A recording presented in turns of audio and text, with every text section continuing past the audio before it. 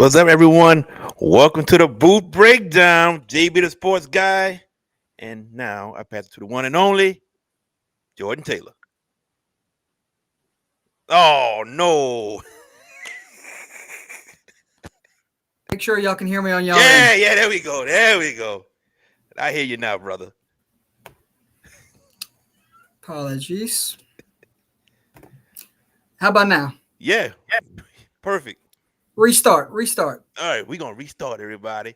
Ladies and gentlemen, I am JB, the sports guy. Welcome to the Boot Breakdown. And now I pass it to the one and only Jordan Taylor. Yes, sir. Welcome to the Boot Breakdown Week 8 edition. Jordan Taylor, JB the Sports Guy, Nick Campbell, ready to take you through all things Week 8. Fellas, I got a jam-packed show tonight. I hope y'all ready to tackle some of these games because we have a lot to talk about throughout the entire state of Louisiana. It's not just here locally in all three of our cities.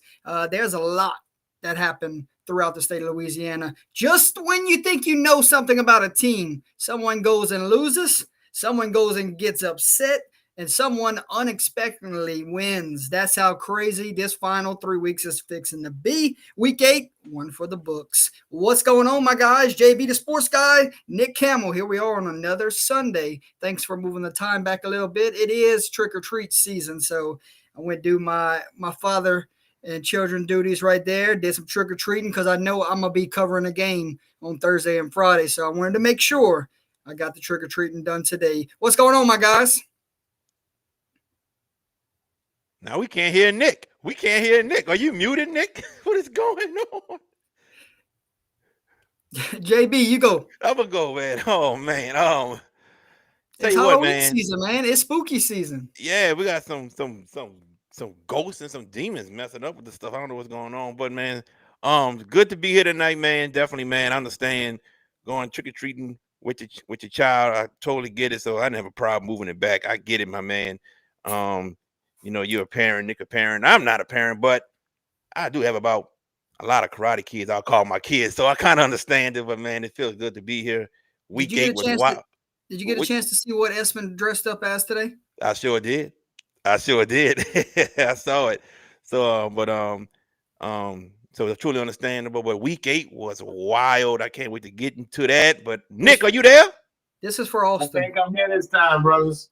There we go. Austin Tyler, this one's Austin for Tyler, you. Dr. Pepper. Go ahead, Nick. What's going on, my man? Oh man, no trick or treaters for me. My kids are grown, but it's good to be back in the saddle. They had a big week 8. I don't know about you guys, but our guys, it was something special this way. Hey, I got some breaking news right quick, and they pretty much saying this is true, that Brian Kelly is out as the head coach at LSU, and that Frank Wilson will be the new interim coach. I'm glad they gave it to Wilson, but there goes a lot of recruits. Possible. Well, let's see what happens from here on out. But that's you talk about someone that can save the locker room is Frank Wilson. Yeah, probably so. And then I also think with Cortez Hankton and even Corey Raymond, he got some help to help save that locker room. Absolutely. They got that look on his face like, I don't know. We got quite a few teams that we're going to talk about tonight that might end up on LSU's sideline next year if they can save some of these recruits in the next coming months.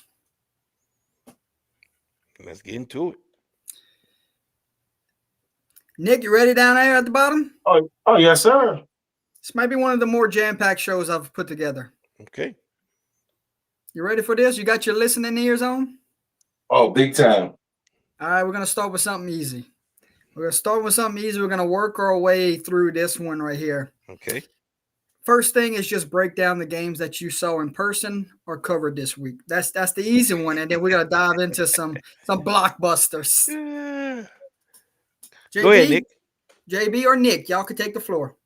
Well, I did a double dip, tried to do a triple dip, but it didn't make it that way. I started off in St. James, was a very, very, man, I tell you, besides the homecoming and everything that was going on, Donaldsonville, they traveled really well. In St. James, they had the stadium full, standing room only, in order to start to carry their momentum for the playoffs.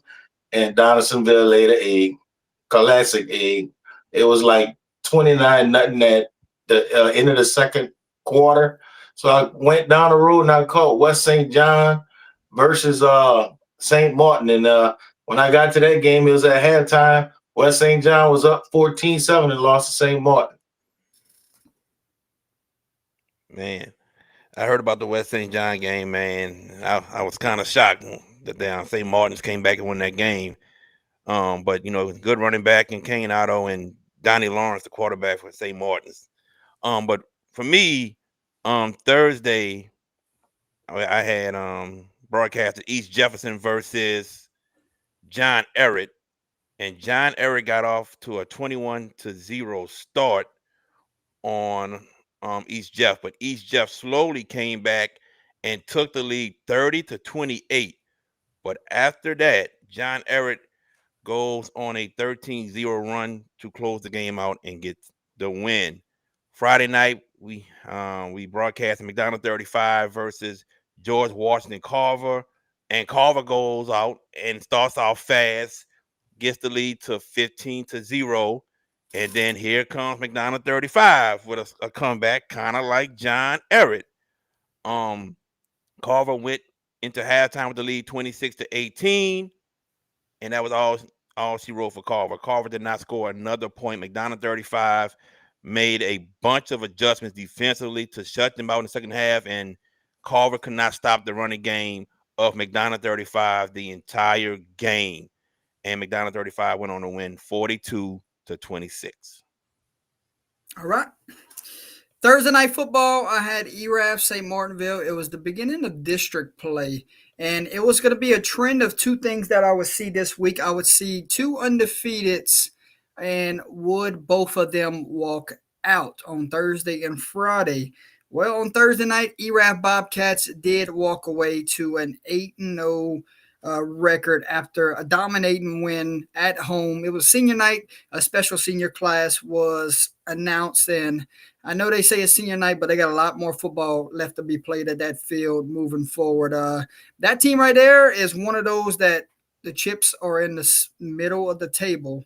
They're all in. This is the year. If ERAF's ever going to do something, it's going to be this one, because it's well coached, it's well led, it's a well-fueled machine over there with the Bobcats, and very impressed. I've seen them twice this year, and they're going to give some teams some troubles in the playoffs.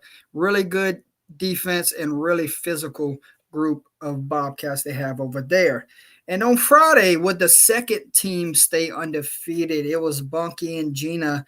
And, well, if Troy and a couple others are listening right now, you might want to close your ears, because that one right there, the Gina Giants, is a team that deserves the number one ranking in the state of Louisiana. That 1-2 punch in the backfield, Wilson and Hatcher, my goodness. The dynamic duo they have right there. And the offensive line, we gave player of the game honors to. They're averaging 56 points per game, and they went 400 yards rushing, 600 yards total offense, 68-45 final score. Gina Giants, yep, they're the number one team in the state of Louisiana, my opinion. But I know there's other opinions around there. I got to see them up close and personal. I wanted to make sure I seen them first before I moved forward. And Gina Giants, you know how they say it's Halloween right around the corner, where it's scary hours for the Gina Giants right now.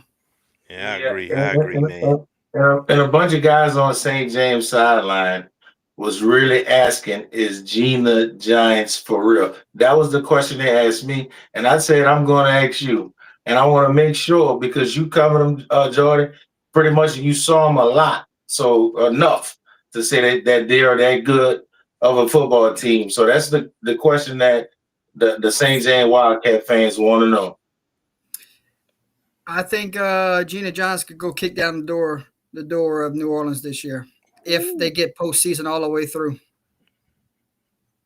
That means Yeah. that St. James and Sterlington would wind up on the same side. Yeah.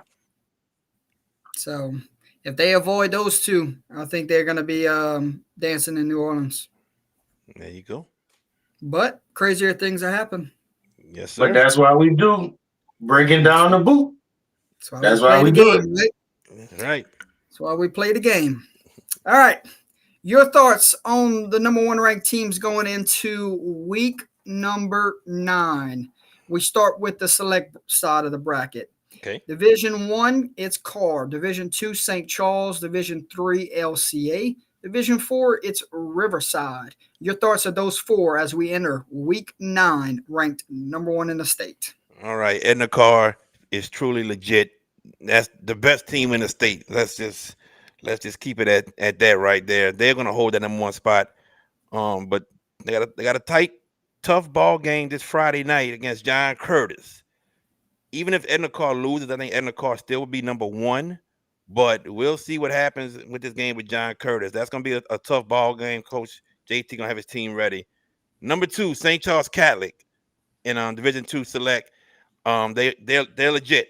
They are legit, and they may hold the number 1 spot once the playoffs start. But we'll see come week 10 when they got to go to Archbishop Shaw. Could that be for the number 1 spot? Maybe. I don't know. They got a whole point over Shaw. We'll see what happens. But Shaw and St. Charles could be fighting for number 1 spot. And Shaw got a good chance if they beat Bell Chase this Thursday night. Good chance to move to number 2 with Loyola Prep playing North DeSoto. Number 3, in Division 3 Select is Lafayette Christian. They're the real deal. I think right now that's a team to beat in that division. And Division 4 Select, Riverside holding it down right now. But look out for Westminster Christian Academy. Maybe they got a shot to take over that number 1 spot. We'll see. But Riverside has been everything as advertised this year, and they're looking to make a strong push to get back to that Superdome. Yeah, looking at both games that was being played, they have Riverside Rebels. They lost to Terrebonne. Was a tough out week 1 at home. I think they're legitimate. They're legitimate number 1.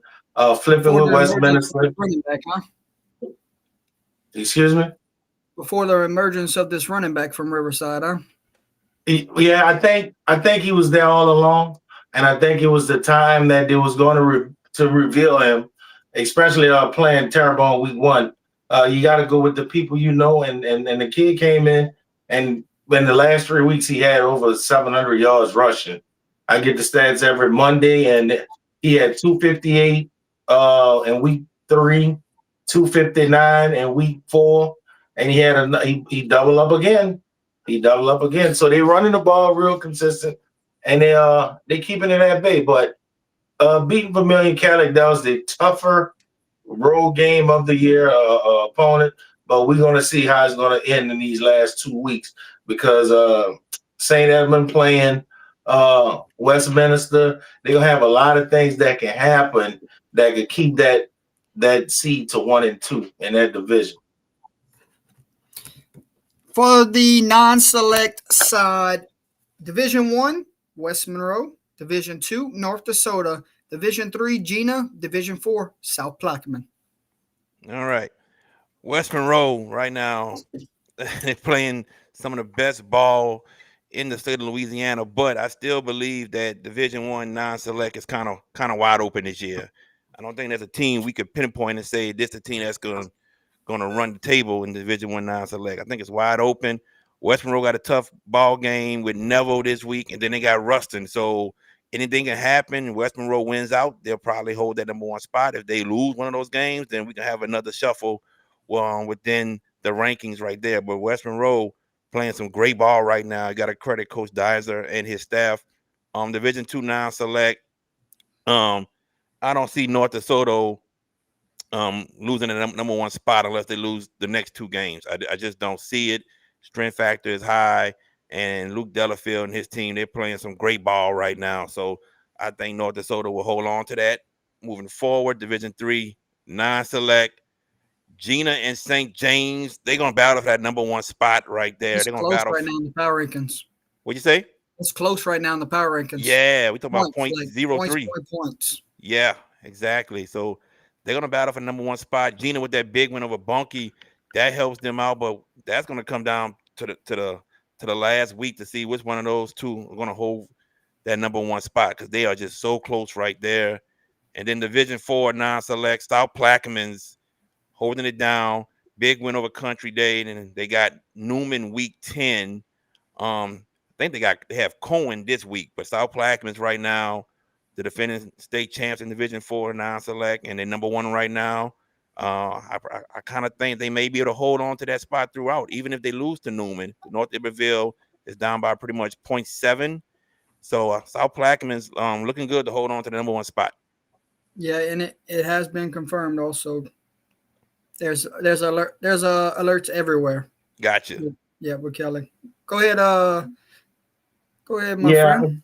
I think St. James is gonna make that move in the last 2 weeks of the season to capture the number 1 seed in that division.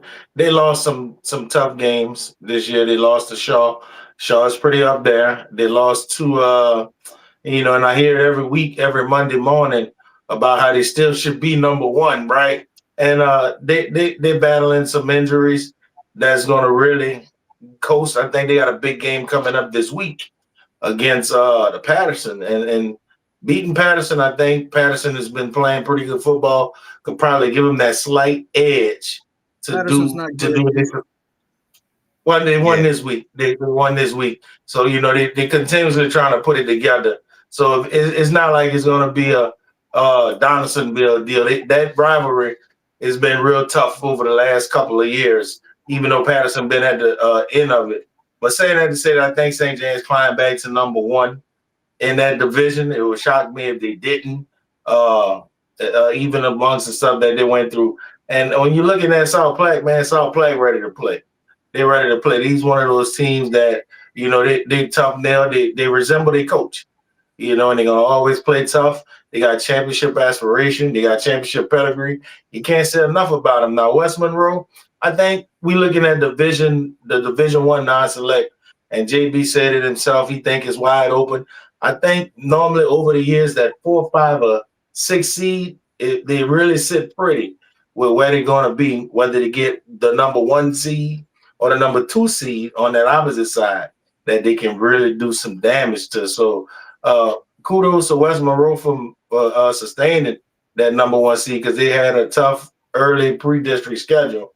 So I'm looking forward to see how that shake down in the last couple of weeks because they got some games that are going to determine a lot of shifting in Division 1 coming up non-select.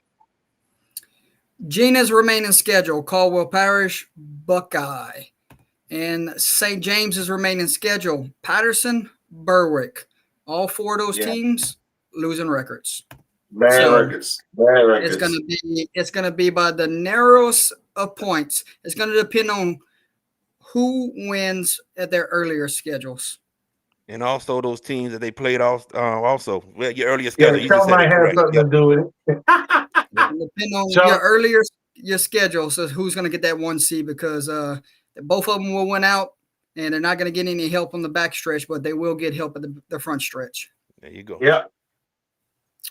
All right. I got a lot of games. Come on with it. We start in Lafayette. Okay. Homecoming for Coach. Not a homecoming here for Turlings. Turlings gets the win over East Ascension 64-29. You think the Rebels had it on their mind on Friday night? I tell you what, the quarterback, I don't want to say his name wrong, Munez, had a big night on the ground and through the air. This is one of those things where Turlings wanted to go make a statement, and statement did they make. Oh, they made a statement. And I said it on the Hash It Out show. I said, those kids are going to be fired up to play against their former coach. Their former coach left them, and they want to show him why he shouldn't have left.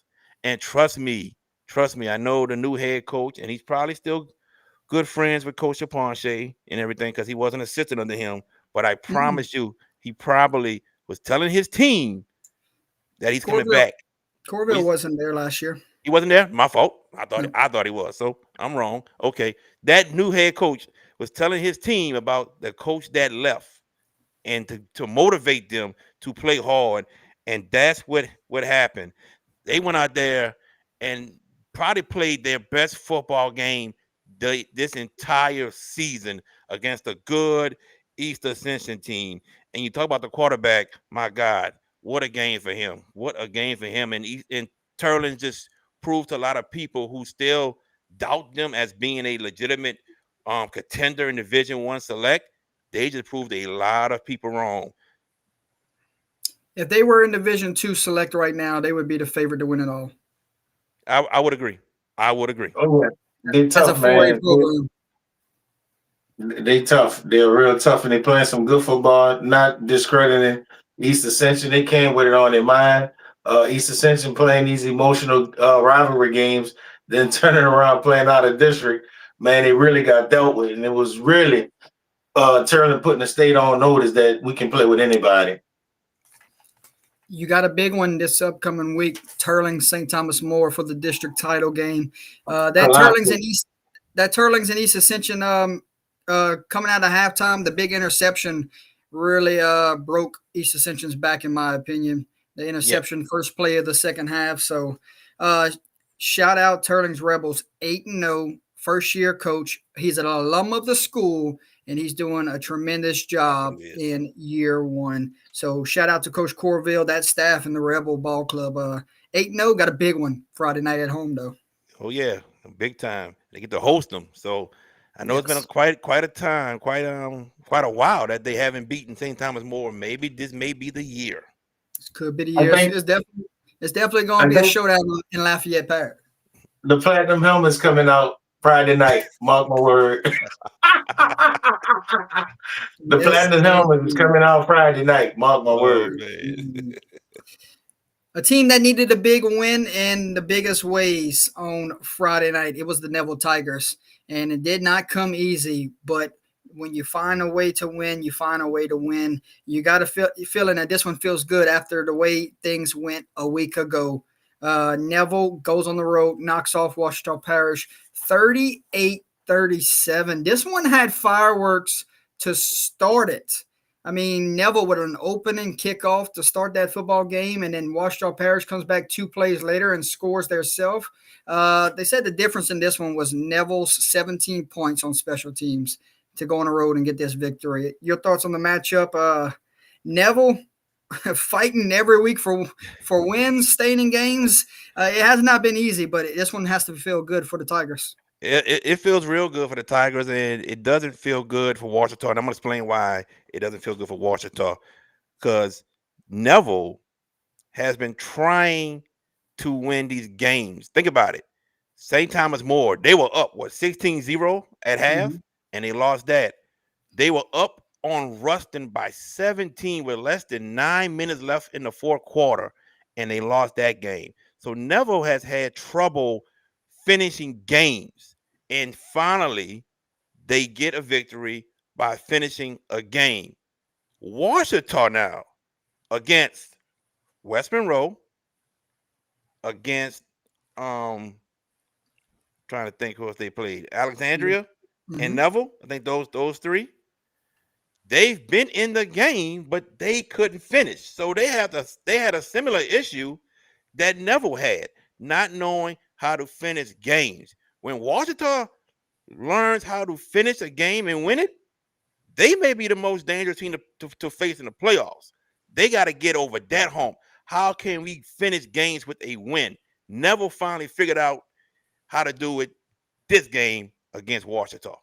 Yeah, it's a brutal stretch they had to go through, and it started off with a really good Franklin Parish team that they got the win of. And then here's the 4 big ones: Ruston, West Monroe, Neville, Alexandria. Here's your 4 in a row for you. Why don't you? And a 7-point loss to Ruston. What was it? A 13-point or 14-point loss to West Monroe, and A 1-point loss to Neville. I mean, they're in those ball games. Like you said, they got to find ways to win. But, oof, what a grueling 5-game stretch they just went through. It doesn't get easier. They got Alexandria next week. It's rough. Coach Franz and I, we talked about this just Thursday morning. Every game from now on is a playoff game. Mm-hmm. You got to be battle tested, man. And Neville Tigers, when you look at it, they're going to be battle tested. They're going to be a tough out for somebody. They can go on the road and really pull out one of those games that we really think that they couldn't get, i.e. last year of Central Baton Rouge. You know, it was battle tested, and they got to this game where they had to play the Neville Tigers, number 1 seed, and punched them out. So sometimes it looks really grueling in the middle, but I think they're going to be battle tested at the end to really make some noise in that division. They said Ouachita Parish might be the best 5-3 team in the state. Yeah. Well, Neville's 5-3 too. There you go, both of them. Neville might be like they might share it, huh? Yeah. But remember, guys, we talked about this week 1. We say a 5-5 team gonna be a dangerous out. Remember, we talked about that. Yeah. When some of those teams was really having some week 1, week 2, week 3 wasn't getting some wins. So it's gonna be some tough out for some of those guys up there. Time to start talking about some undefeateds. Did they survive week number 8? This time, and we're going to start with undefeated number 1. We go to Parkway. Dirty Red had to go survive Captain Shreve on Friday night, but shout out to the now 8-0 Parkway 45-42. Wasn't easy, but at this point of the season, just win, baby. I mean, just win is right. Look, they were up by 15 points in the second half, and that went away. It went away when Captain Shreve scored the game. They tied the game with 4 minutes and 12 seconds left. So credit Parkway for continuing to fight and finding a way to win. And that was when AJ Johnson got a 40-yard kickoff return, and then Parkway 10 plays later, after 10 plays down the field, kicks the game-winning field goal. Game-winning field goal. So Parkway, good kickoff return, 10 plays, wasted that clock. Causing Captain Street to use some of their timeouts, but Parkway getting first downs on that 10-play drive and then getting that game-winning field goal. So credit Coach Corey Brotherton and his staff. Credit that team for not giving up after having a 15-point lead. Parkway finding a way. It's about finding ways to win. There it is, Parkway finding a way to win to stay undefeated. Yeah, quietly, Parkway been coming and sliding down and look like they didn't capture the number 2 seed.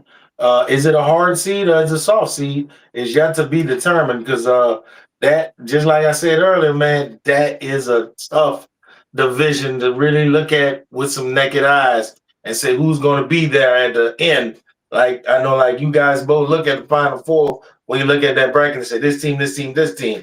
But Parkway just quietly snuck up in there, and it's shocking a lot of people. Yeah, that bracket right there. You know how often you say, okay, we can start seeing some great battles come quarterfinal, semifinal time. Well, it starts in round 1 in Division I non-select. I agree. That whole bracket in round 1 is going to be nuts. You're going to see upsets, and you're going to see nail biters in Division I non-select. But looks like Parkway is going to have the week off. Yeah, and then week 10 against Evangel for the district championship. Mm-hmm. Hello, points. Yep.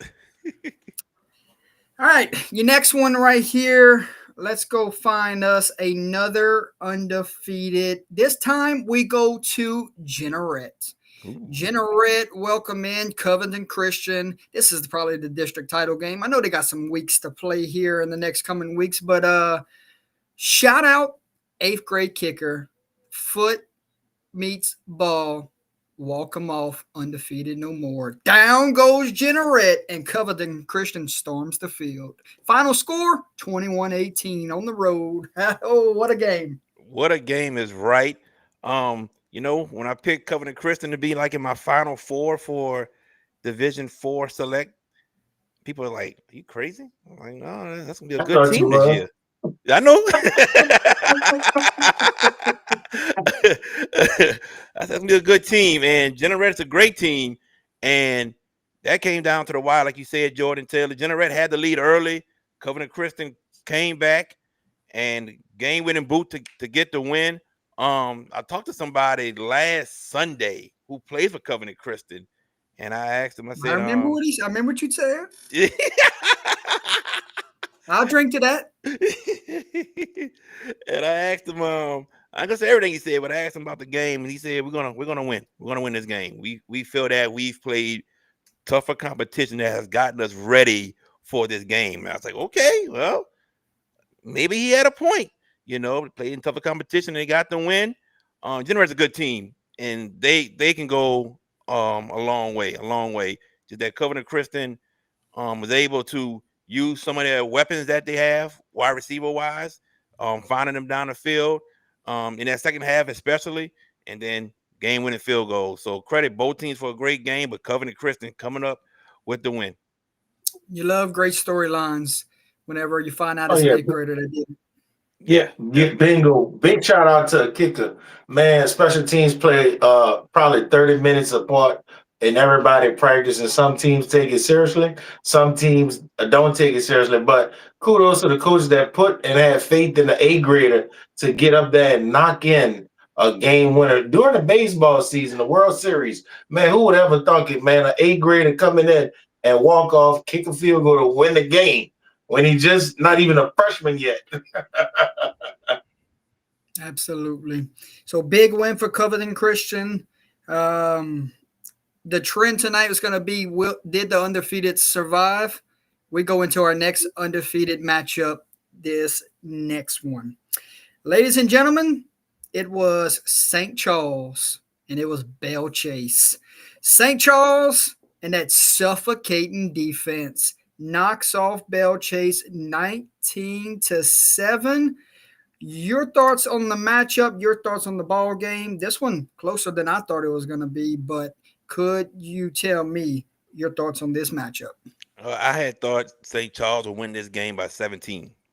I was 5 points away. They won by 12. Somebody asked me, why is St. Charles so good? It's not like they have a lot of talent. No, they're not the most talented team, but they're disciplined and they're very sound. They play their assignments well, and that's what makes St. Charles Catholic one of the best teams in the state year in and year out. Defensively, they have always been good, and this defensive side of the ball this year for them look like it may be one of the best defensive squads they've had in a very, very long time. These guys playing lights out ball. The offense is so far much better than it was last year. Coach Wayne Stein is actually calling the offensive plays this year. And he's got a good running back. I think his name, correct me if I'm wrong, Nick. Sidney Edwards is his name. I believe his name, the running back. No, it's Skylar Edwards. Skylar Edwards. Yeah, it's Skylar Edwards. Look, I'm from that cell. Both of my kids went to that school. And when most kids are sleeping, those kids are working. They're preparing to go to school. And you don't have much but each other when you go to a school like St. Charles Catholic. And week 2, I told you, JB, I said, do not sleep on the Comets. They was injured throughout the whole season last year. This year, they're pretty healthy. And all of those kids that got reps last year, they're 100% healthy. And then when you look at the makeup of the football team, Belle Chase have a really pretty good running game, really solid quarterback. They jump out on Belle Chase real early, so that took away their running game. So Belle Chase got some steam. They started moving until St. Charles were able to continue to move the chains and punch in another touchdown. If that game would have been in Belle Chase, it probably could have went either way. But kudos to the Cali Comets. They're going to need that number 1 seed. It can help them health-wise. They got a couple kids banged up, and they got a lot to offer moving forward. Good, JB? Oh, yeah. All right. Let's keep the trend going. Another undefeated. Would they survive week number 8? Well, they said this was their first real test of the season, And I tell you what, if I was a school teacher, they passed it with flying colors. Well, Ouachita Christian takes down Mangum on the road, 35-14. Ouachita Christian makes it 5 straight wins over the Dragons. Tell you what, Luke Vidrine at the quarterback's position is the real deal. Yeah, Luke Vidrine is something special. He is something special. I had picked Mangum to win, but that was not picking with my head. It's picking with my heart. Because I ain't gonna lie, it's hard to pick against Ouachita Christian. It is hard, man. When you know about the tradition and the history and the championships they won. It's hard, man. But I felt like Mangum might get them in my heart, not my head, but I threw it with my head. But look, Ouachita Christian, and also Nick, people were saying, you know, they hadn't played nobody. Look at their strength factor in the power rankings. They ain't played nobody. People were saying that. We talking about a team that was what, Jordan, a 12 or 13 seed last year that got to the Dome with a bunch of with a bunch of new players. They were very young, and now these boys are more experienced. And look, they're gonna be dangerous. They're gonna be dangerous. They just defeated a great Mangum team.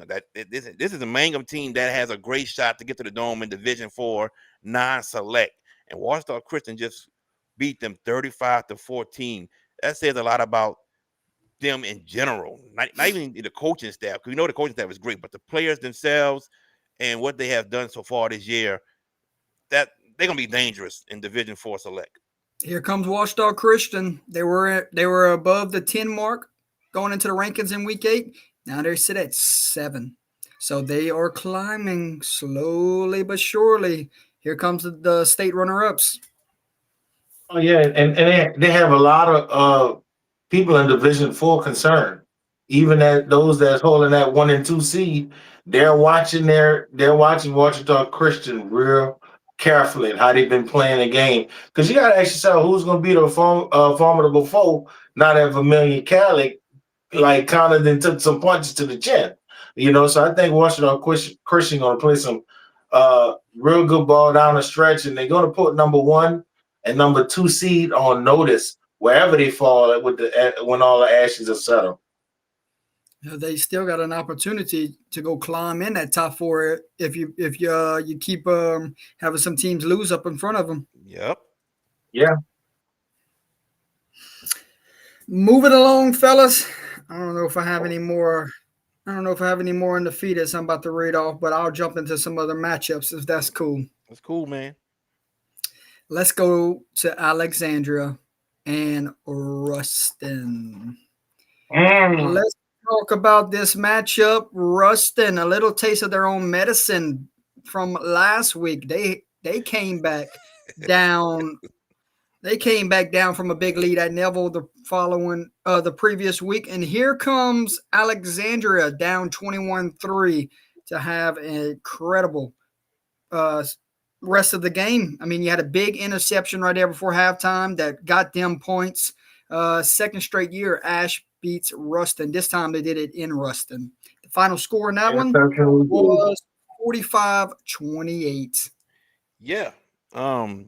You mentioned it. They were down 21-3, and then Alexandria scores 31 unanswered points from the second quarter to the third quarter. Unanswered. I mean, when I was calling the Carver McDonald 35 game, I saw the score 21-3, and I said, "Ooh, yeah, Ruston got that one." And then we get in the car, we driving home, and we got on the radio, and Lamar Gafford, our good friend, Lamar comes on, and he's talking about, yeah, man, just all of a sudden Alexandria just took off and won this game 45-28, scored 31 unanswered points. I was like, what? I didn't see it happening, man. But we got to remember, this is a team that's faced adversity early this year with the loss to West Monroe. We got to remember this is a team that just played for a state championship. So this is a team that knows how to fight and knows how to deal with adversity, knows how to deal with things when it gets tough. They dealt with it with West Monroe, came up on the short side, but here they are, 21-3, and they telling themselves, hey, guys, we're not out of this game. Let's keep playing. We'll be all right. and look what happens. This is a dangerous team. We know about their defense. As you could tell, yeah, they gave up 21 points, and then after that, just gave up 7 while they came back. It's a great team. Go ahead, JT. And it's not like this Ruston team went and got bullied over there in West Monroe. They lost by 3 in a shootout on the road, to say that also. So their one loss is a 3-point loss in a hostile environment at West Monroe. What was it, 34-31? So it's not a bad loss right now if you look at where Alexandria is. A 3-point loss at West Monroe. Now what they did at Ruston, well, that team is complete from top to bottom. Yeah, I agree. You can't say nothing bad about Ash, especially they're gonna compete. I'm thinking that quarterback week 8. Yeah, I think he got everything under his belt. He's getting primed up for playoff. It's gonna be a tough out again for anybody in that division, man. Ash can play with anybody. They're never out. It seems like they're never out of the game. Let's go back to the Acadiana area. Okay. This one right here was Acadiana and Southside. It was Sharks, it was Wrecking Rams, and it was a big one here in week 8. Huge district implications on the line. Who would go challenge Carencro for that district title this year? Well, my friends, you had some late game drama. Acadiana goes on the road, knocks off the Sharks 17-14.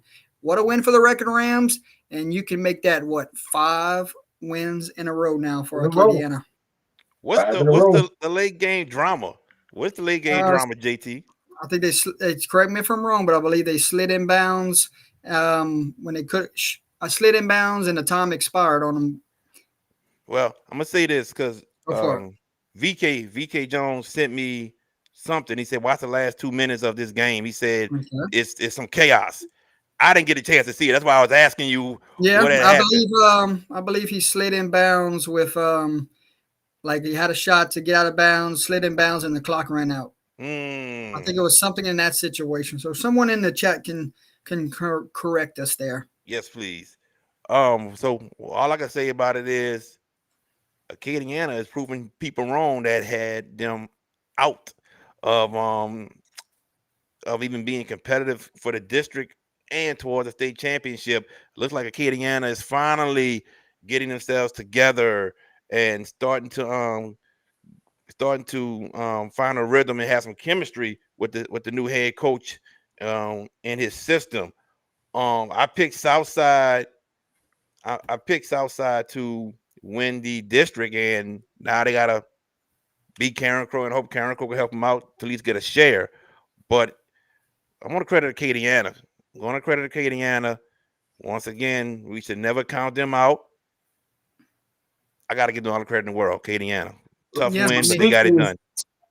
Speak for yourself, JB, man. We talked about this in week 3 when it was 0-3. We said, don't count out, at least I told you, don't count out the Rams. They're going to have to get better with their coaching. Man, I tell you, they got their player back that was ineligible. That made it better. Yes. And I tell you, they're really playing Wrecking Ram football right now. So we thought, when I say we, a couple of friends and I, we thought they'd probably be 5-5. We know they'll win some games down the stretch, man, but they're steamrolling right now. Yeah, you go back to new coaching staff, new head coach. You go back to a lot of seniors exited the door a year ago. And then here's Ruston, Zachary, STM out the gate for you before you can even gel with the new system, new quarterback, new head coach, new quarterback, new everything. So they needed those games to get rolling. And right now, 5 in a row, they set up a major showdown in week 10 against their I say they're good friends over there at Carencro. I'm gonna call them friends for now. Week 10, they won't be friends anymore. Carencro, Acadiana. I would love to see that game. Right now, Carencro, Acadiana is shifting towards the district title game, but both teams still have to go win in week 9. Yeah. Acadiana has Sam Houston. Carencro has Southside. Yeah. So that district's still undecided, but we're thinking it's Acadiana, Carencro Week 10 district title game, which sign me up. I want to see that one also. There you go. Moving along here with the show. I got one that y'all probably didn't think was going to make it to the docket tonight. Okay. All right. We go to Eunice, Louisiana. Eunice. I've been there. Okay. Well, it ain't the Bobcats we're going to talk about. Oh, okay. It's the Blue Jays, Nick. Here this one. Final score, 52-50 overtime, walk-off. I believe it was a walk-off two-point conversion. St. Ed's knocks off Catholic Appointed in overtime, 52-50. What a game. Oh, man. I think that shifted those PowerPoints a little. That's going to set up a big week 10 with Westminster and St. Ed's coming up because Catholic Point was playing some good football. I wish that game was on a Friday because under the lights would have been all over it, but they play in that week 10 on a Thursday night. Yeah. So many games on Thursday night the next 2 weeks. Jesus. Y'all thoughts of Catholic Appointed at home winning in dramatic fashion in overtime? It's two great teams right there. Two great teams that can make some good runs. We talk about St. Edwards, who was a quarterfinal team last year, correct? Or a semifinal team? St. Ed's lost in the quarters to the eventual state champions. All right, but they did. St. Ed was it St. Ed's or St. Frederick's that beat St. Martin's last year? It was St. Ed's. St. Ed's, I thought so. Okay, so two good teams that went at it. Pretty much gave everyone a playoff type situation of football. You know, fighting towards the end, came down to a 2-point conversion. Catholic Point Coupee gets away with the win. So man, that was a great game between two good teams that both can make good deep runs into the playoffs. But credit Catholic Point Coupee of pulling out the victory. Man, I can tell you, games like that can make a team go more north when you complete that conversion. And it can give you confidence that you never thought you would have. And you send a message to your football team and tell them how confident you are in them. And I think it was good that it was a game of that nature. And man, I tell you, I'd have loved to see it because we're talking about a classification of kids, some of them playing both ways. And it had to be a walk on defense. So you had to grind out that last drive to get that touchdown and that conversion. Yeah, phenomenal ball game right there in Eunice country. More overtime football for you this week. It goes back to Lafayette. How about the turnaround the Como Spartans have had this year? What was it, 0-30 in the last 3 years to now their 5th win of the season. Mm-hmm. Como stuns Northside in overtime at home, 28-21. What a turnaround. Yeah, big time turnaround. And Como was down 14-0 at the half. They were down 14-0. So, man, way to fight back and way to get the victory. Jaden Celestine scored the 4 touchdowns for Como in the second half. And I mean, what else can you say? Their first 5-win season since 2019, man. And Como looking to make the playoffs now, and that'll be great for them. You know, you got 5 wins already. Now, if you can just somehow get into the playoffs, they'll be more than a successful season for Como.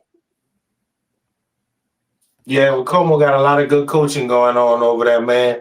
To turn your program around, and to turn any program around, it's tough, man. Coach should get Coach of the Year coming out of that district. From looking at where they went, we talked about them in week 2 about trying to get their first W, and they did, man. And they're starting to put it together. They're working really hard as a team. Hopefully, they can get the 6 wins and get that number 16 seed, get a home game.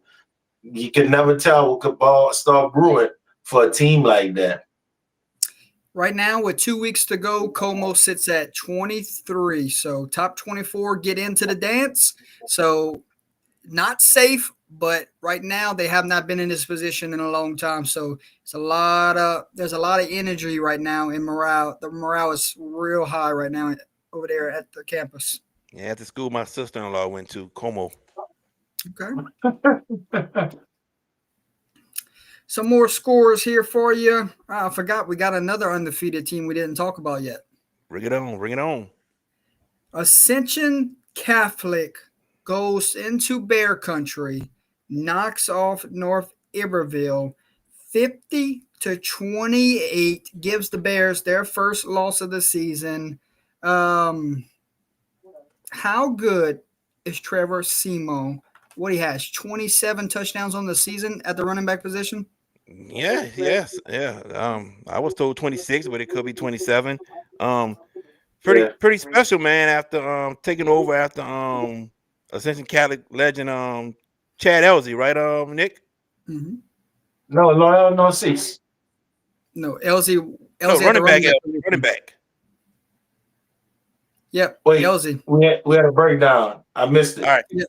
So what I said was Trevor Simo doing a great job after taking over after legendary running back for Ascension Catholic, Chad Elzy. Chad Elzy, yes. Yeah.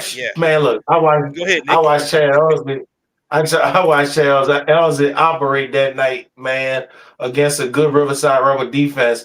But yes, and look, let's give credit where credit's due. You know, Chad Jasmine was the running back coach over there last year. He didn't leave the cupboard empty. He just didn't work with one kid. So whatever he taught Elzy, he taught every other running back that came through that circle too, man. And you got to realize that little area over there at Ascension, they still get a lot of great kids over there, and they still gonna have something to say in that division. Trust me. Yeah, definitely. I mean, Ascension Catholic jumped out to a 14-0 lead and just kept North Iberville at arm's length pretty much with that victory, 50-28. And we talk about Ascension Catholic, who's third in the power rankings in Division 4 Select, and they got to the semis last year and lost to Ouachita Christian. So they're trying to get to that dome right now, and they're not being talked about like they were last year. So they're kind of quiet, but they're at that 3 seed. And for us, North Iberville, they're still number 2 in Division 4 non-select with a great shot to get to the dome. So that was two good teams, but Ascension Catholic was just a better team that night. Great matchup. So there you go. BK does give us the clarification, and it is a sled and bounds instead of getting out of bounds with no timeouts and the time running away on them. Okay, there we go. Yep. So Acadiana, big win on the road. There you go. Let's go. Thank you, BK. Good show. Let's go to South Plaquemine getting a win over Country Day, 32-23. I believe this one right here, y'all got a good chance to see what happened. I don't say all. Me and JB thought Country Day had a shot to go on the road and win this game, but South Plaquemine starting to hit their stride to go try to defend their title. Yeah, I thought Country Day had a shot to make it very close, but I thought South Plaquemine would pull away in the fourth quarter. It was close at first.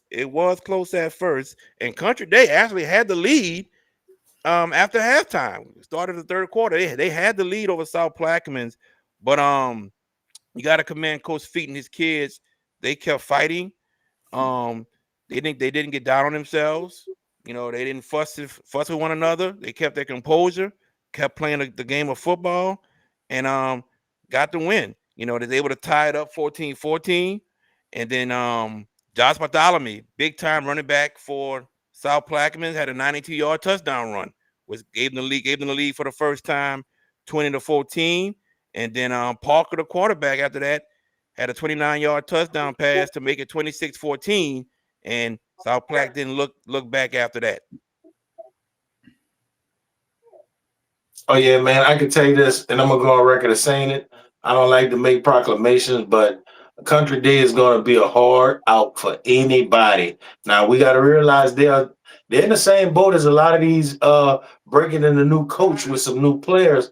Some of those basketball players didn't really play football. So Right. now I think they really understanding what their coaches are asking of them. So I'm looking at Country Day is going to be one of those sleepers to either knock down the dome to the door, or just be right there at the cusp of getting there.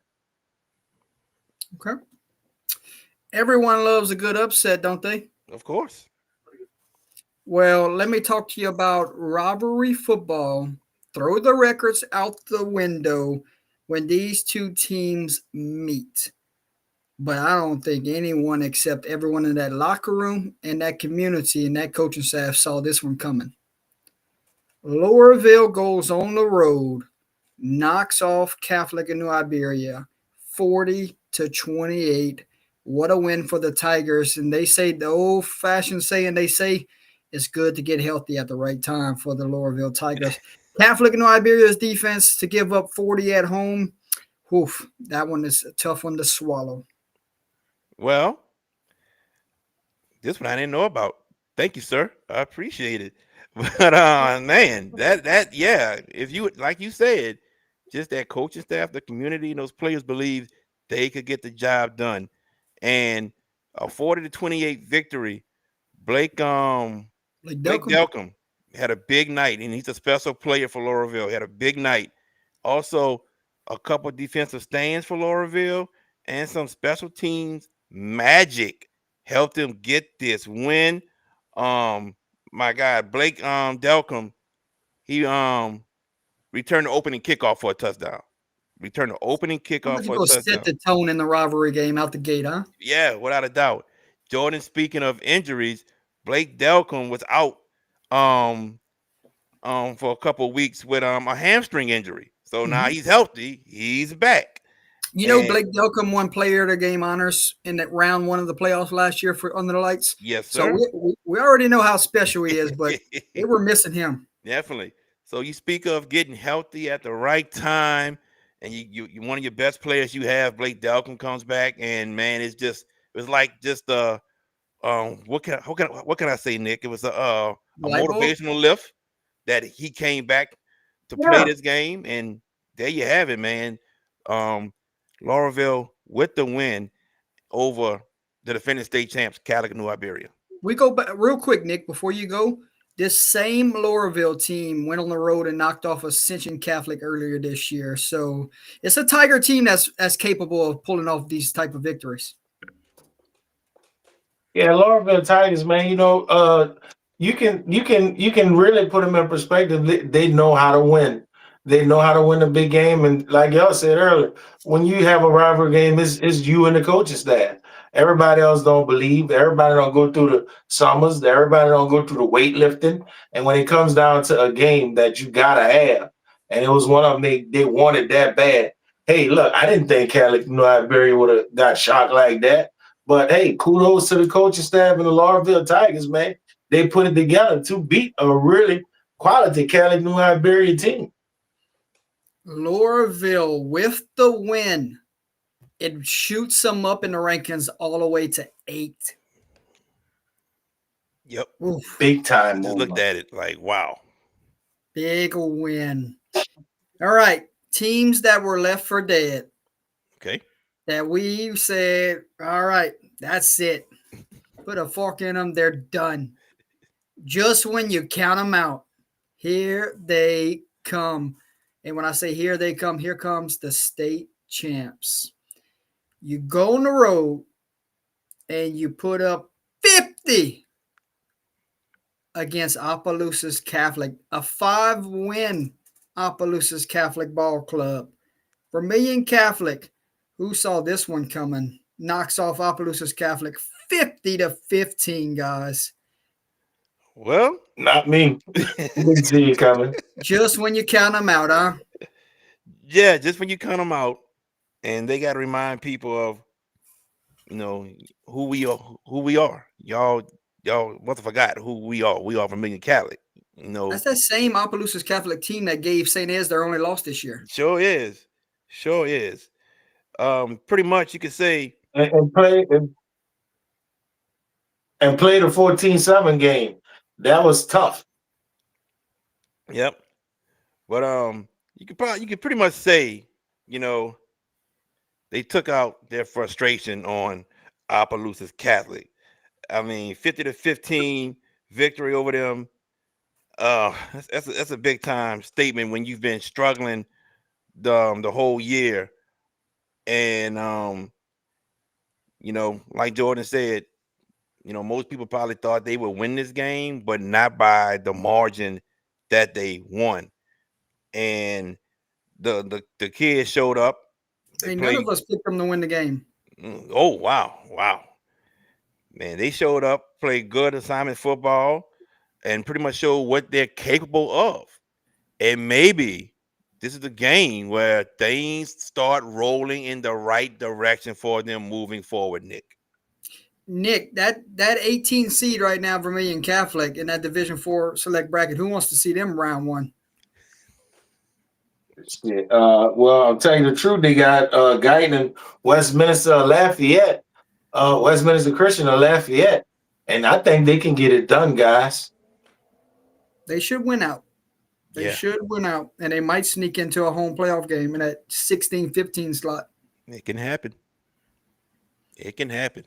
I can see it. The old trend. The old trend. When you think they're left for dead, here they come. Uh-huh. And that's gonna be a division, fellas, that we need to keep our eyes on closely, because that state championship game is gonna be a Tyson Douglas type of game. Yes, that's gonna be my most favorite bracket to follow in the postseason, because of every game's gonna mean something in that playoff bracket. Definitely. All right, guys, moving along. Quick thoughts on this one. It was district championship game. Cecilia all over Opelousas 53-7. This one right here, over from the start. Yeah. Cecilia jumped on it quick. Just give Coach Harry Coleman some time. Be patient with him. He's going to get that Opelousas football program back where it needs to be. Just give him some time. But Cecilia right now, just they've been struggling, but this is a big time rivalry game that we know of, and they were just a better team right now, better talent right now than Opelousas. But like I said, give Coach Harry Coleman some time. He's going to be fine. He's going to get that program up back and running. But Cecilia needed that win definitely for his power rankings to try to still almost host a first round playoff game. I think they got a shot. They're 16 right now, so they're number 16. There it is. Finish in the top 16. You host a first round playoff game. They're looking to stay in the top 16. So that's their goal right now, to finish in the top 16. Correct. Yeah, my thought, we talked about Cecilia early on in the year. My thought about it like this is they're putting it together, especially from what they dealt with last year, losing a bunch of people after the state championship game, and nothing surprised me. Nothing surprised me anymore when it comes down to watching how hard some of these young kids play and practice, man. And Cecilia, we knew they was going to be around. They're going to be a tough out for somebody, but they're just like building up towards the future again, because rarely since the split then came, we saw a back-to-back champion making it back-to-back to the Dome. It was Calic New Iberia, if I can remember. It was one of those that did it. Ruston. He's talking about to win it 2 years in a row. Oh, win it 2 years in a row. Yeah, to win it 2 years in a row. It's kind of it's tough. I thought it's tough to even get there. Probably just STM did it. STM did it. STM. Oh, yeah, we had back-to-back years. STM, LCA. Yep. For sure. Yeah. Let's go Notre Dame and Jennings. Notre Dame forces multiple turnovers to knock off the Jennings Bulldogs 28-12. Jennings was driving, and some fumbles were poked out in back-to-back drives as they were going in, and then an interception later in that game. Pios get it done, but 28-12 was the final score. Yeah, you said it. I actually looked at this game. The turnovers from Jennings is what pretty much hurt them from the start, and Notre Dame capitalizing off of those turnovers. I think Notre Dame had got up to 21-0 at one time over Jennings. So those turnovers, that hurt, and Notre Dame being able to capitalize off of those turnovers put Jennings in a hole that they did not want to be in. Yeah, I watched a little bit of that game on the Louisiana High School network, man, and I tell you what, the Pios are playing some good football. The last 2 weeks is going to be real important for them. And, even in Coach Cook in a post-game interview was so humble. He credited his team on how hard they work and how they've been playing, man. That's going to be a team that we're going to have to really circle that can really make some noise in that playoff. I'm telling you. Yeah, as long as they stay away from the 4 seed, they need to stay on that 2 to 3 side of the bracket. Yeah, I agree. Definitely. Moving along, we have Liberty was the talk of the town a week ago. This week they had another crack. This time it was the state champions coming into their house. Different storylines this week that we walk away with. This time it's the state champs knocking off Liberty 49-14. So Liberty could not do it back-to-back weeks. No, couldn't do it back-to-back weeks. I think Liberty woke up a lot of teams, especially in their district, with that win against Zachary. And I think Coach Semino made sure that his team did not overlook this Liberty team. Just letting them know how dangerous they are, especially Coach Zachary, his O-line. Got a big O-line, and he loves to run the ball. So Coach Semino had his team ready, and they were prepared, and they did a fabulous job stopping the run for Liberty and getting the win. But Liberty, they're going to be fine. And right now, Jordan, they holding on to that last spot in Division I Select. So we'll see what happens if they can hold on to that spot. Or they're 25th, one of the two. I think they're 23. Yeah. Okay. They're right at 23 when I saw it earlier. But you look at a type of football game this was. This was a roll-up-your-sleeve type football game. What'd you say, Jordan? 25. Yeah, I see 25 too. Go ahead, Nick. Okay. Yeah, this is one of the roll-up-your-sleeve type games, and that's what they're coming to do. Cali Cabarrus, he coming to do, man, and you got to credit the run game of Liberty, man. That's their bread and butter, and that's what they're gonna do well. But Central is, they're putting their ducks in a row and getting their ammunition together to move forward to play a tough Division I non-select bracket themselves. Yep. So this identity-making game for them. Trying to go to defend the title. Yep. Won't be easy, but a step in the right direction. 2 matchups that happen. Y'all more familiar with it than I am. Actually, 3. I'm going to reel off 3 in a row here for you. All right. Ready? St. Martin's over West St. John, 23-20. Patrick Taylor over Thomas Jefferson, 28-21. And Young Audience over Haynes, 28-24. Nick, I'll pass the River Paris game to you. Yeah, man, something told me to get to that game, and I got to that game. And what I saw was quite disturbing when I watched that game. Coach Dyser, he was real familiar with West St. John. West St. John, they imploded. They had the opportunity to win the game. They didn't move the chains well. And when you play in playoff type of football, every game now is playoff type of football. Coach Dyser saw something that in the tape last week when West St. John lost that against Riverside, they could not defend the middle of the football field. Anybody gonna play football, playoff football, you're gonna have to stop the run. You're gonna have to stop the run, and you have to run the football. West St. John got some really good running backs, and it came as a shocker to me. I was speechless. I'll get to the next 2. Thomas Jefferson and Patrick Taylor. That's a rivalry. That's a rivalry. 2 West Bank schools in Jefferson Parish, one in Gretna, one in Westwego / Avondale. So it's a rivalry when these 2 teams play each other. And Thomas Jefferson hopped out on them early, like 14-7. But Patrick Taylor faced that adversity and came back and got that victory, 28-21.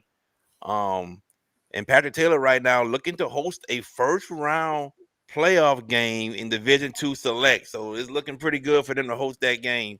But I want to talk about Haynes and young audience. And I talked to Coach PJ Sprunk, the head coach for Haynes Academy, man, and he's one of the best guys, man, in this world, man. A guy that's really a person that cares about his players so much, man, individually, man. And he's a great guy. I love that guy so much.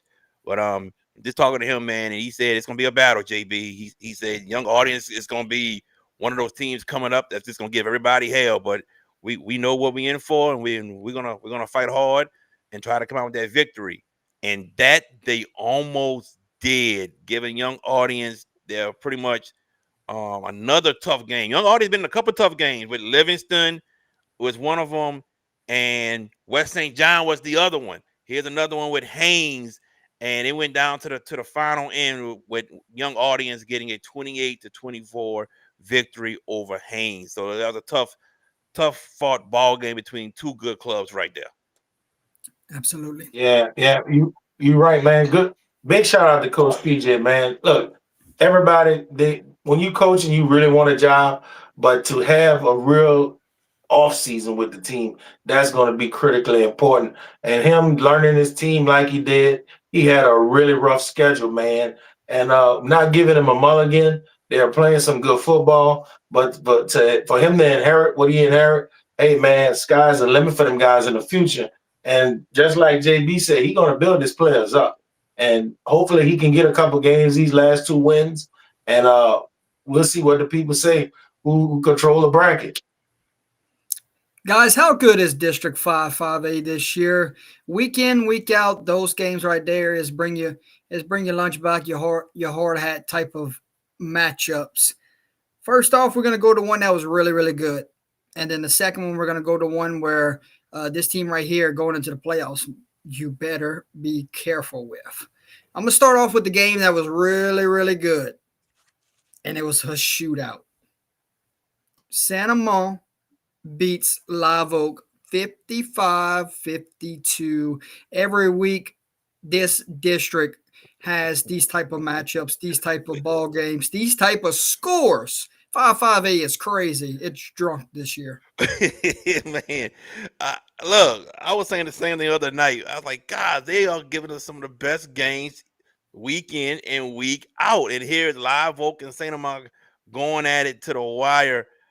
I mean, man, I wish I could clone myself and go to all 8 district games this year, because we talk about the Catholic League, we talk about the Monroe district with West Monroe and all those other teams, but this district right here, man, you can put them up there with those other 2 districts, man. It's been some great football play between the two. But back to this game, St. Amant and Live Oak. I mean, Live Oak's gonna come to play every week. Let's just keep it real. They're coming to play every week. Then you're going to get their best shot. If they're struggling or not, you're going to get their best shot. But St. Amant's a good team, good quarterback, good coach, man, and able to come up with that victory at the end.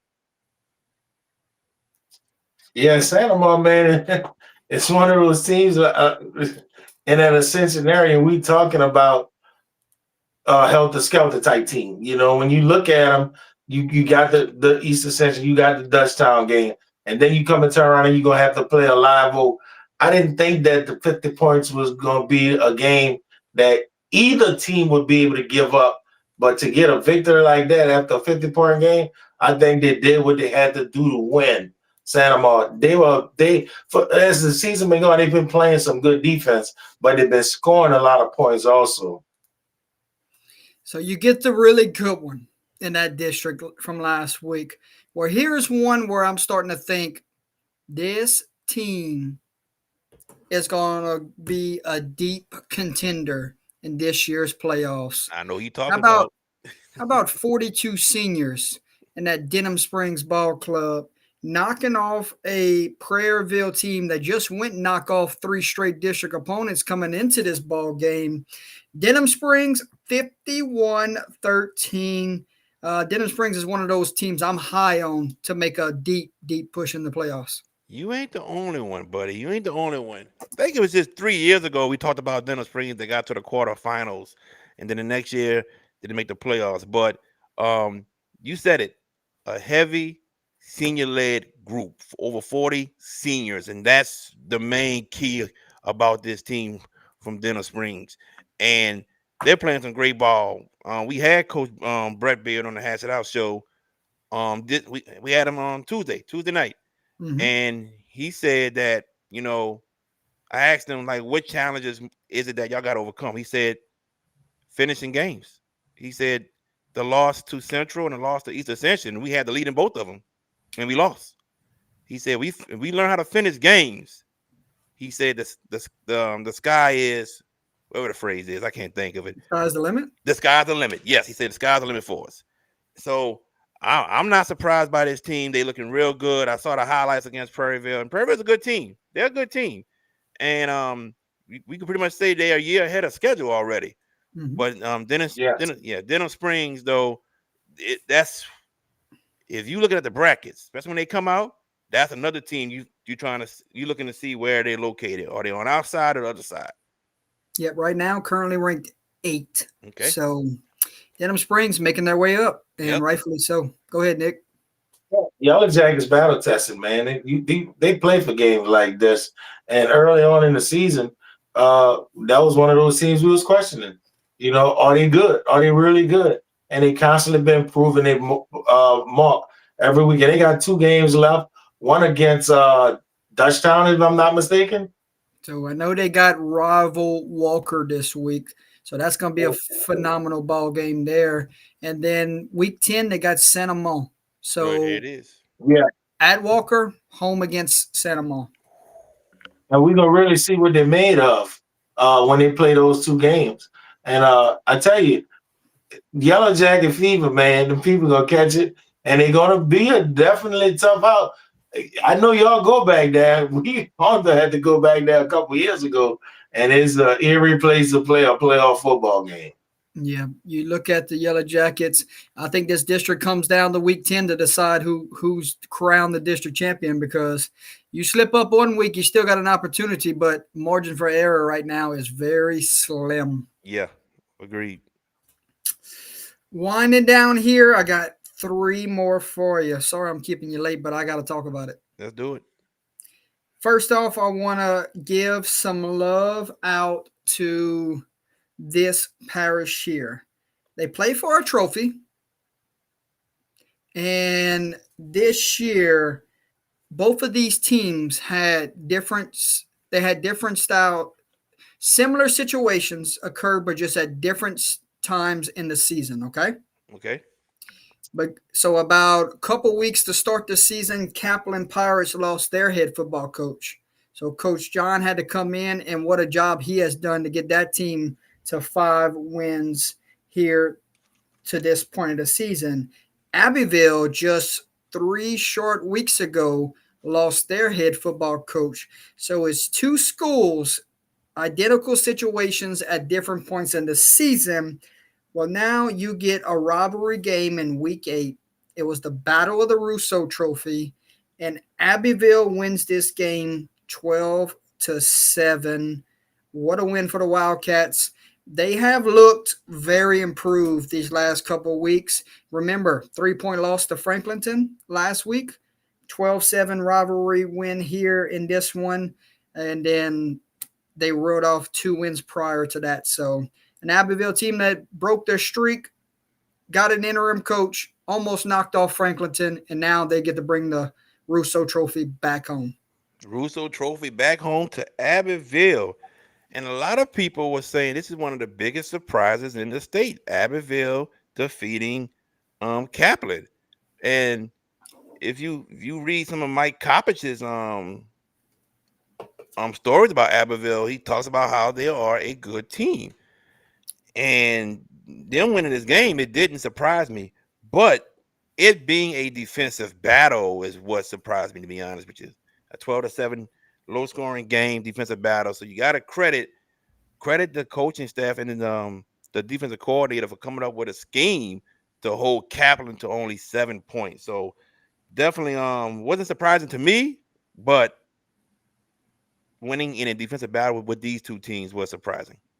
Yeah, that same Pirate team that went into Southern Lab a week prior and beat them. So it's a good win for sure. Yes.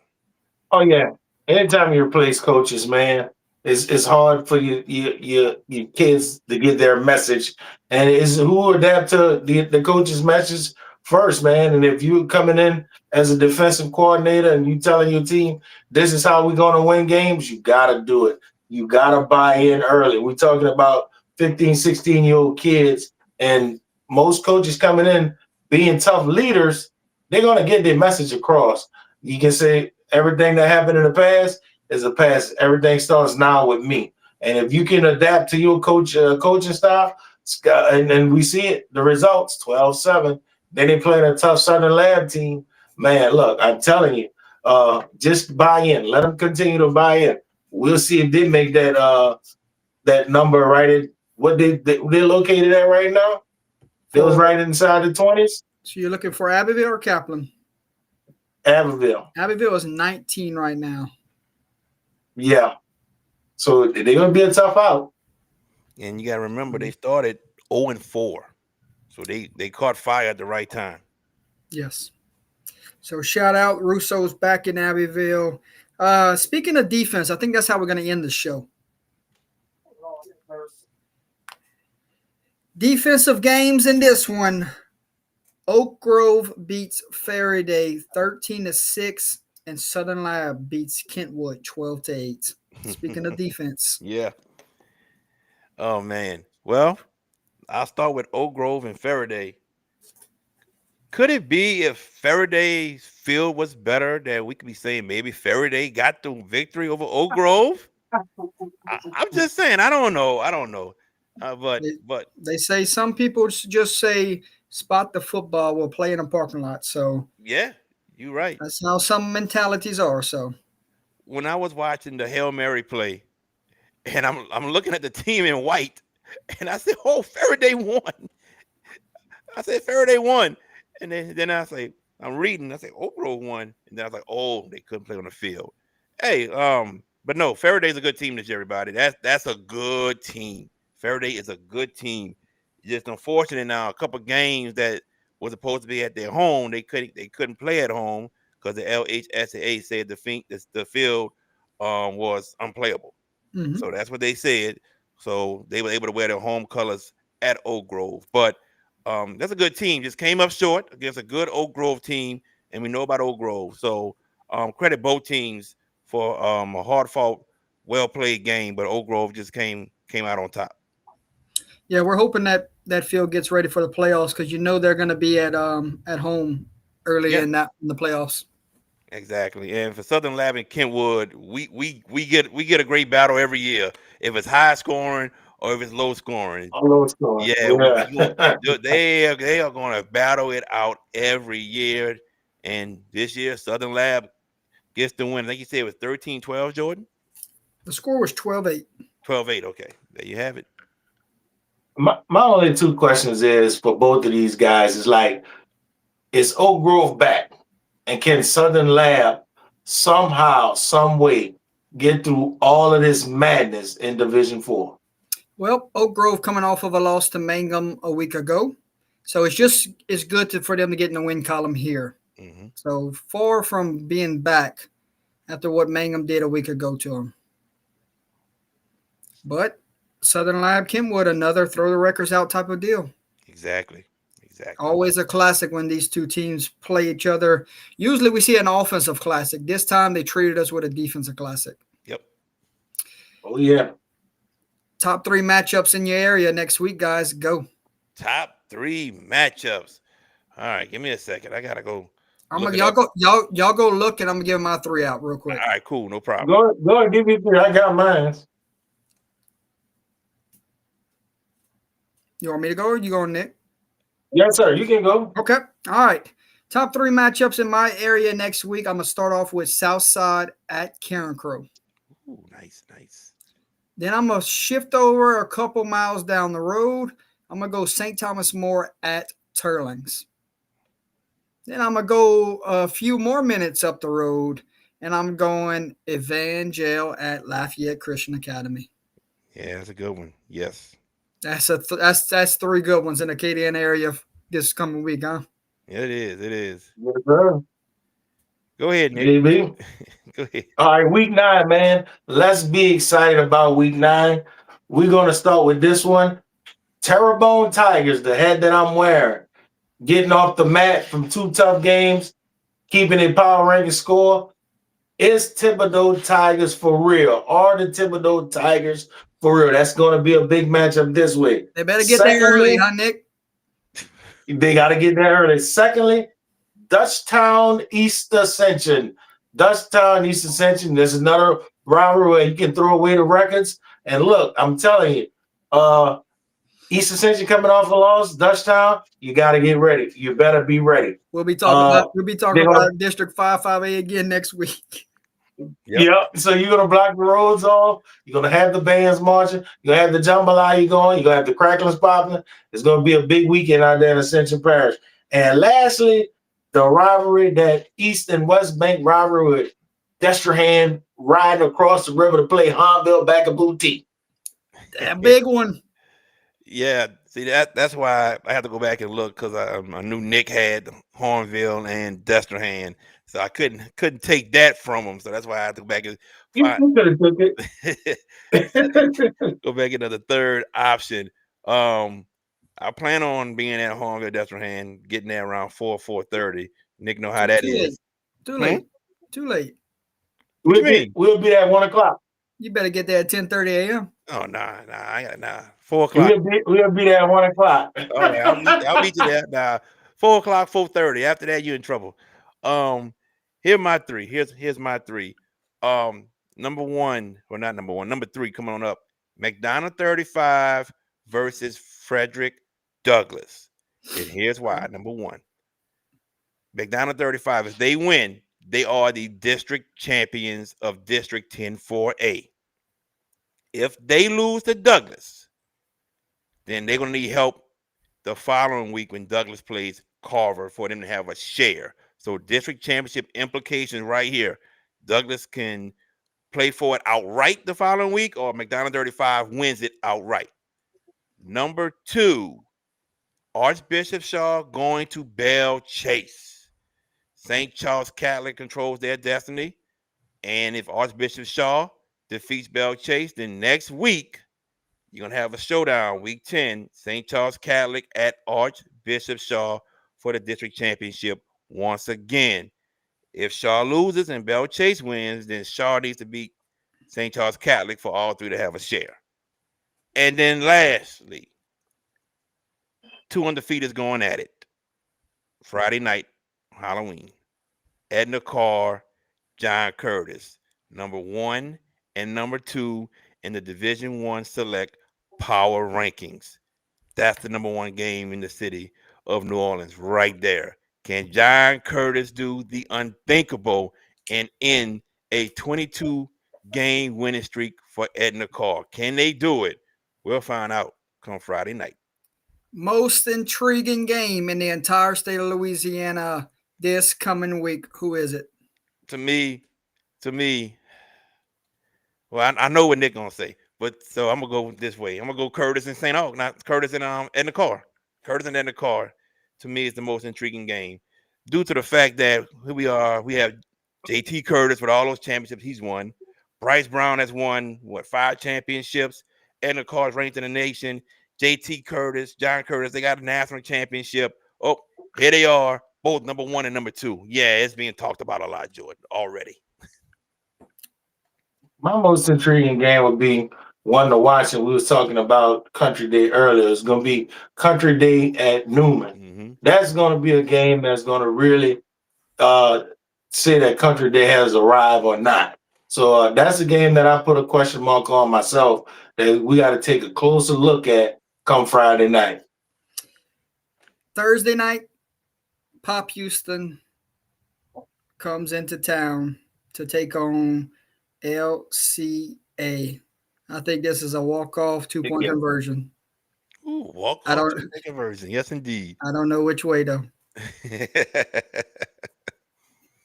You got to pick it on Wednesday, though. It might not make the list. That I tell you what, that's going to be on the bottom of the list. Like I did. more or less, so you don't get yourself caught in a pickle. Man, that's a phenomenal matchup. I can't wait to see Pop Houston and that LCA secondary. It's going to be a great battle all night. Yeah, definitely. That's gonna be a good one. It's gonna be a Final good one. words, guys. Let's put a bow on week 8. Let's put a bow on it, man. Everybody, thank y'all for watching. Thank y'all for your support of not only this show, but the Hassett House show, Under the Lights, the Nick Network Prep Report. Also, your support of high school football here in the state of Louisiana. We truly appreciate it. And this week, if you're not able to attend any of the games, they got a lot of games being streamed, not just mine and not just Jordan's. There's other people that are streaming games, so it might be a game that can catch your interest.